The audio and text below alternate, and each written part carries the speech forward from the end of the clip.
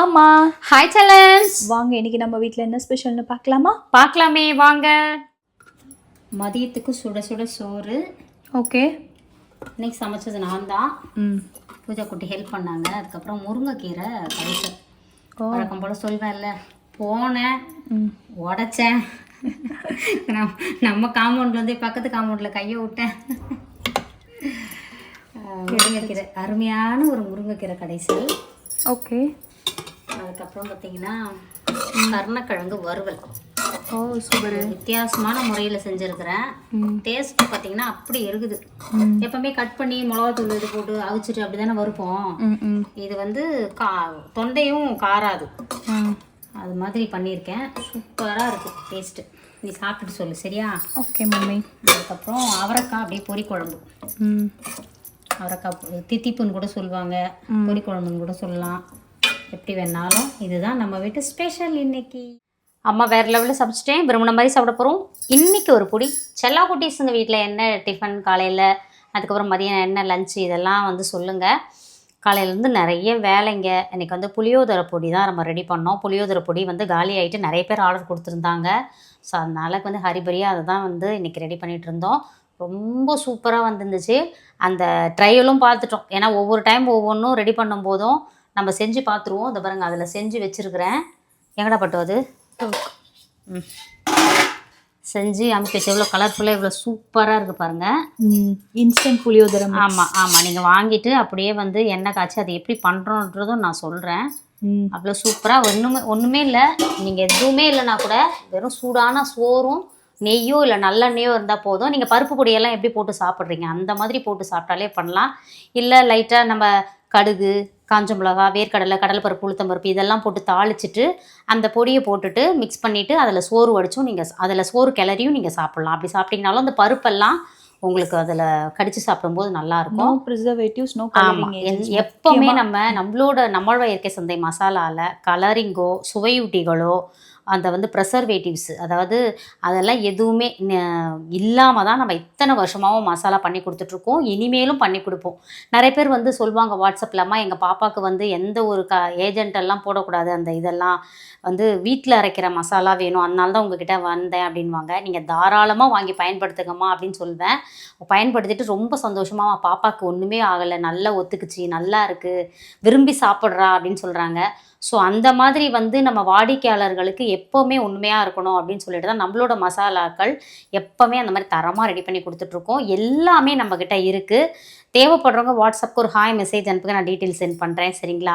அதுக்கப்புறம் இன்றைக்கே திருமண நாள் பிறந்த நாள் கொண்டாடும் அனைவருக்கும் எங்கள் மனமார்ந்த நல்வாழ்த்துக்கள் செல்லங்களா. வாழ்க வளத்துடன் எப்போதும் மகிழ்ச்சியாக நிம்மதியாக சந்தோஷமாக இருங்க. அம்மாவுக்கு வந்து இது இந்த புடவை எடுத்து கிட்டத்தட்ட ஒரு 20 இயர்ஸுக்கு மேலே ஆகுது.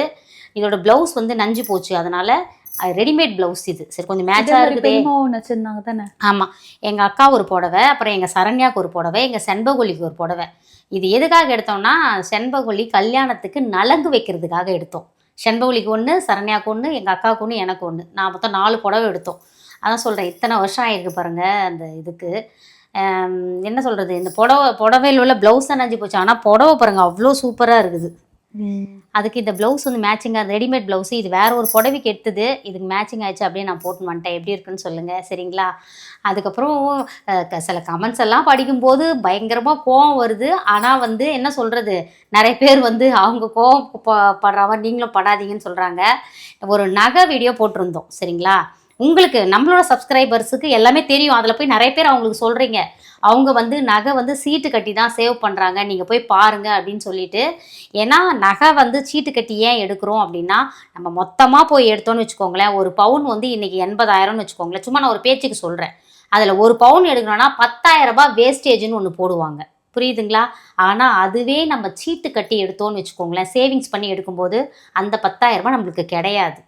ஸோ இதுக்காக தான் நாங்கள் வந்து எப்போவுமே காசு கொண்டு போய் கொடுத்து நகை வாங்க மாட்டோம். நகை சீட்டு கட்டி தான் வாங்கியிருக்கோம். உங்களுக்கே தெரியும் நம்மளுக்கு அந்த நகையெல்லாம் நம்மளை இடம் வாங்கும்போது எந்த அளவுக்கு கை கொடுத்துச்சு. விற்கும்போது கம்மி ரேட்டுக்கு வாங்கினது தான். அப்போ வந்து ஒரு கிராம் வந்து 5,850 ரூபாய்க்கு சேல் பண்ணோம் நம்ம 2024 மே மாதம் சொல்கிறேன் நான். அதனால் சொல்கிறேன், நகையை வந்து அதாவது இவங்க கடன் இருக்குதுன்னு சொல்கிறாங்கல்ல, இவங்க போய் முதல்ல கடன் அடைக்க வேண்டியது தானேன்னு சொல்கிறீங்க. கடன் வந்து லோன் போட்டிருக்கோம் சரிங்களா. அது வந்து நம்மளால மொத்தமாக பண்ண முடியாதுன்றதுக்காக தான் சிறுக சிறுக சிறுக அடைக்கலாம்னு சொல்லிட்டு ஒரு பேங்க்ல உங்களுக்கு வேணா வாங்க நான் காட்டுறேன். ட்ரூ ஹோம் ஃபினான்ஸ் தெரியுமா, அவங்களுக்கு தெரியும். கடன் கொடுத்த அவங்களுக்கு தெரியும், கடன் வாங்கினா எங்களுக்கு தெரியும். ட்ரூ ஹோம் ஃபினான்ஸில் 70 லட்ச ரூபாய் கடன் இருக்குது சரிங்களா. இந்த வீட்டோட பத்திரத்தை அடகு வச்சுட்டு கொடுத்துருக்காங்க.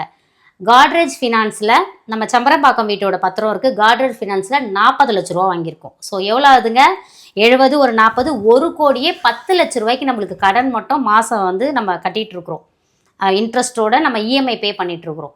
இது வந்து எங்களுக்கு தெரியும், கடன் கொடுத்தவங்களுக்கு தெரியும். இவங்க போய் சொல்கிறாங்க, ஃப்ராடு ஃபேமிலி. அந்த கமெண்ட்டை போய் பாருங்கள், எப்படி தான் மனசு வந்து இதை பண்ணுறாங்கன்னு தெரியல. எங்களை பற்றி என்ன தெரியும் உங்களுக்கு, நீங்கள் பேசுகிறீங்க சரி வந்து பேசிட்டு போங்க. பூஜா சொன்னாம்மா இதெல்லாம் நம்ம வந்து நான் டெலிட் கூட பண்ண மாட்டேம்மா, அவங்க பாட்டுக்கு என்ன பேசுகிறாங்களோ பேசிட்டு போட்டோம், அவங்களுக்கே வந்து நியாயம் இல்லாமல் ஒன்று பண்ணுறாங்க, நம்ம ஏமா பண்ணணும்னு சொல்லிட்டு பூஜா கேட்டா. நான் சொல்கிறேன், நம்மளை பற்றி தெரியுறவங்களுக்கு தெரியும் சரிங்களா. ஏன்னா நம்மளோட வீடியோஸ் எல்லாமே பாருங்கள், ஆரம்பத்துலேருந்து எவ்வளோ கஷ்டப்பட்டு நம்ம இந்த வீட்டை கட்டியிருக்கோம் பண்ணியிருக்கோன்றது.